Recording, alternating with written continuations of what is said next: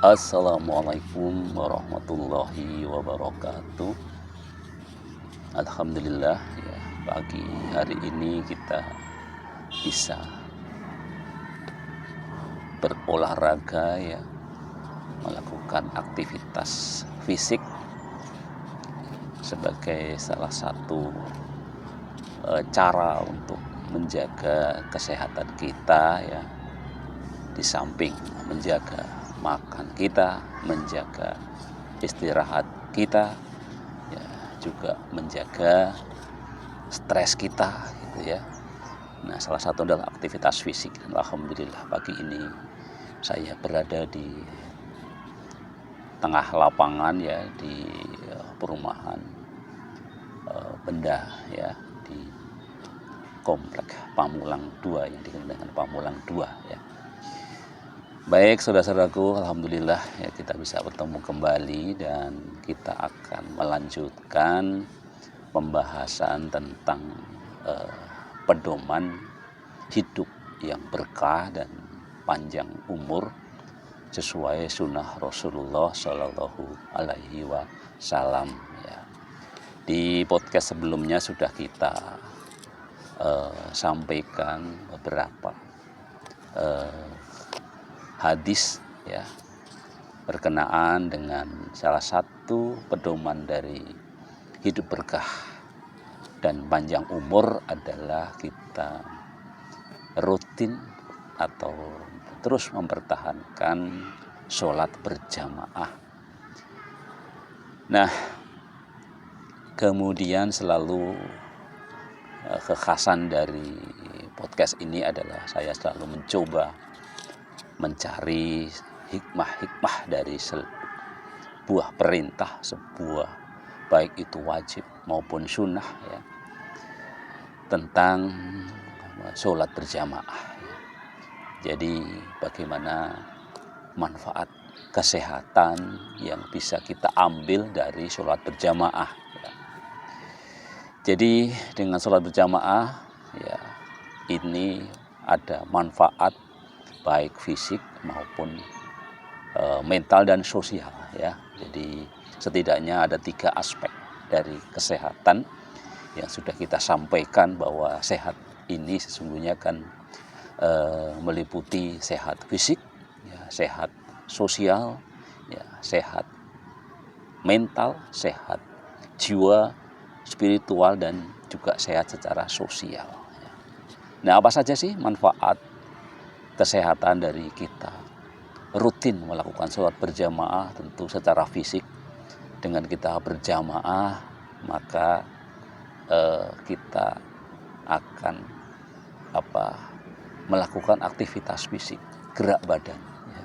Apalagi kita memang selalu disunahkan ya, kalau bisa ya pergi ke masjid itu jalan kaki ya. Jadi ini sempat jadi perdebatan juga di jamaah kami gitu ya, karena bertengkar soal perlunya tempat parkir atau tidak gitu ya. Padahal masjid ini hanya melayani 2 RT, saya kira jalan kaki adalah solusi, bukan kita menyiapkan tempat parkir yang berlebihan lah gitu ya.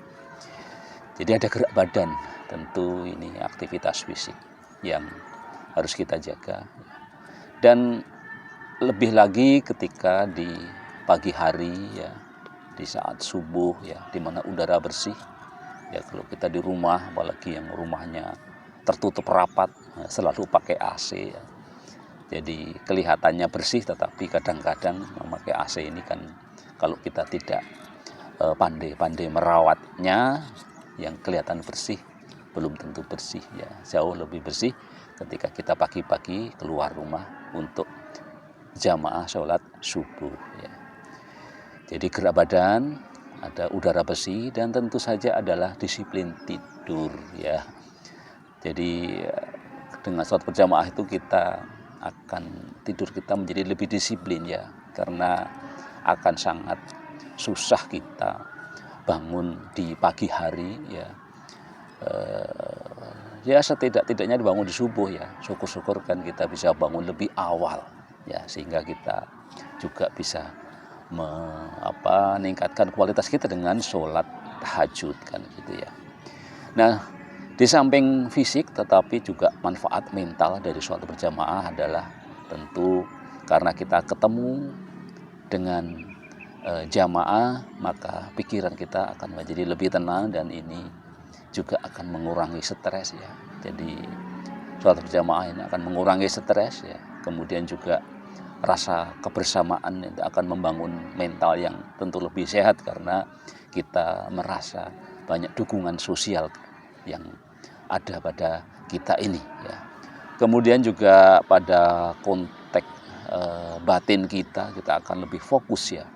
Suasana masjid ini akan membantu melepaskan kepenatan kita dari kerja seharian, ini terutama ketika kita jamaah untuk sholat duhur ataupun sholat asar ya. Jadi dengan kita sholat berjamaah maka kita bisa beristirahat batin kita ya, setelah mungkin kita bekerja, baik itu kerja fisik ya, kalau kita kerja di lapangan ya, baik itu tenaga yang paling bawah, tenaga bangunan misalnya gitu ya, ataupun juga kita sebagai sales ya, baik di level yang bawah maupun level yang tinggi ya. Jadi itulah manfaat kesehatan fisik, mental dan sosial dari kita sholat berjamaah.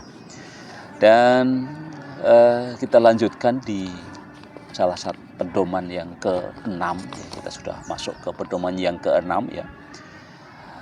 Apa pedoman yang ke-6? Sebagaimana buku yang ditulis oleh Amir bin Muhammad Al-Mudari ya, bahwa yang ke-6 kunci kita, pedoman kita untuk hidup berkah itu bisa kita lakukan dengan kita